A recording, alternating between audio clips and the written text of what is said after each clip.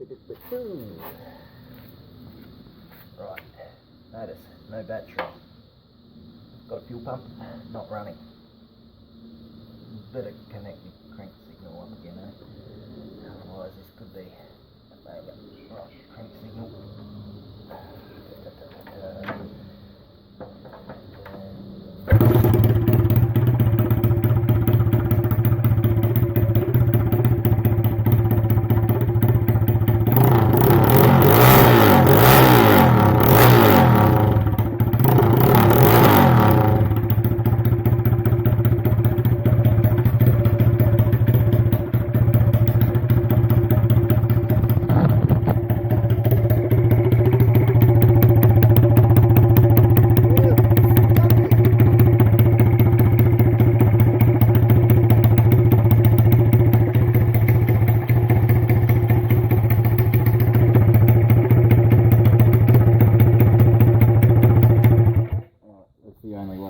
Actually stopping it at the moment. Okay, what's this? This is Fuzz EFI. Fuzzy logic based pic-chip fuel injection system. So what I've got is a PIC 683, that little caterpillar right there. It is driving the injector pulse width through a charge pump high side MOSFET switch, which means that I only need one wire to the injector. The other side of the injector being grounded. My manifold air pressure sensor and my TPS are currently not hooked up. Hopefully I will not be using the TPS at all. I'll just be relying on the manifold air pressure, which is these wires here. There's one for the 5 volts, there's one for the digital ground, and there's an actual analog voltage there anyway, which is going to be plugged into there at some point, whatever. Yeah, so what I'm doing at the moment is just basically testing my interrupts, because yeah, I'm new to trying to program these silly little pic-chips, and so I have to break down my code into little sections and work on a bit at a time. But so far, as you can see, my interrupts are actually working. The basic idea is that okay, I've got to jump on the other side now. Get over here. Let me go. Right, here's me flywheel. Go right. This tab here, that tab, which is the ignition pickup tab. Basically, it triggers at the high and at the low. So I have an interrupt for when it comes on high. That's just when my timer starts on the pic-chip. It's got a gated input, and you just measure that pulse width from high to low. Measure that pulse width, that gives me a direct reading of my RPM. Then I have another interrupt on the low, at which point I turn my injector on. The injector is loaded with a value of 1.2 milliseconds when it's between approximately 400 to 1600 RPM, and then when it gets over 1600 RPM, I've got a 2.5 millisecond opening time. This currently is on every revolution, so it's actually stinking rich, which is why it was belching out smoke, because it's hell rich. It's basically, yeah, what was that, a 2.4 millisecond per cycle and a 5 milliseconds per cycle. It's still too lean for when it's actually revving out and it's under load, but it's not under load at the moment, is it? It's sitting here in neutral. Scavenge pump there.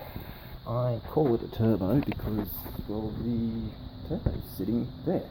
It's just that I've taken it off now. I took it off this morning because, one, it's just going to be easier to tune this thing at first while I get my head around the coding without the turbo in there. And two, I'm finding that though I have the scavenge pump and it works fine while it runs, as soon as I start it up and then let it sit here for a day or two, all the oil in the lines dribbles down into the housing and then out through the exhaust, and it just belches clouds of blue smoke everywhere. Like, yeah, it's, at the moment, it needs a little bit of work. Some sort of catch can or something at the bottom. Other than that, everything's working on it. Fuel pump's in its own little sub-tank there. Anyway, my idea for the manifold air pressure at the moment is basically I time this period here. Gives my RPM instantly. Then I load the third timer on this pic-chip with that value, and once it will multiply to 4 times, which will end up being somewhere about there, 45 degrees or so after top dead center, at which point I throw an interrupt and I measure my manifold air pressure.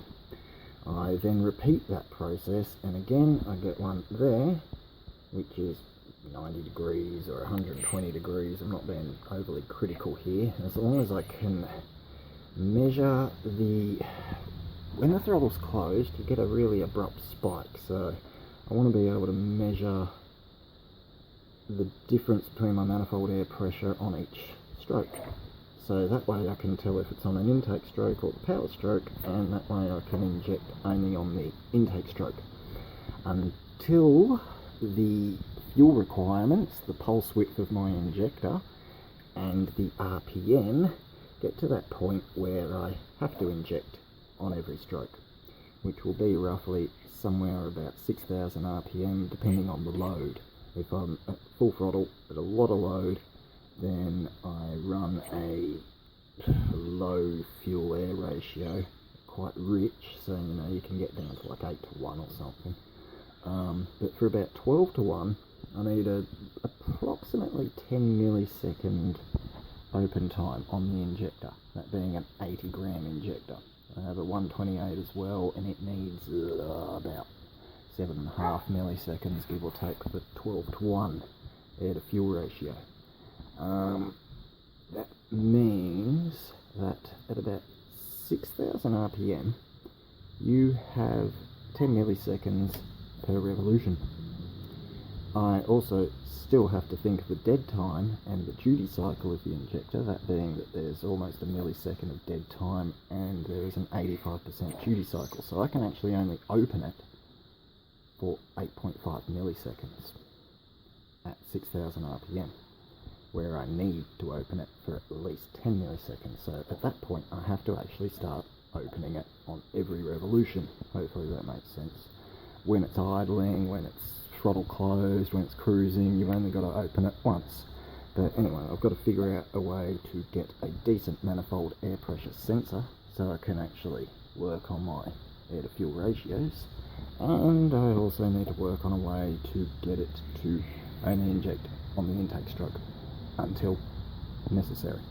So yes, it's going to be a bit tricky, and then at that point I can finally start thinking about tuning this thing, which is why I've taken the turbo off, because it's just going to be a lot easier without the turbo for now. And once I actually get my head around this and come to grips with it all, it shouldn't be so hard. Anyway, there we go. This project's been a long time in the making, but it's slowly starting to come together. Cheerio.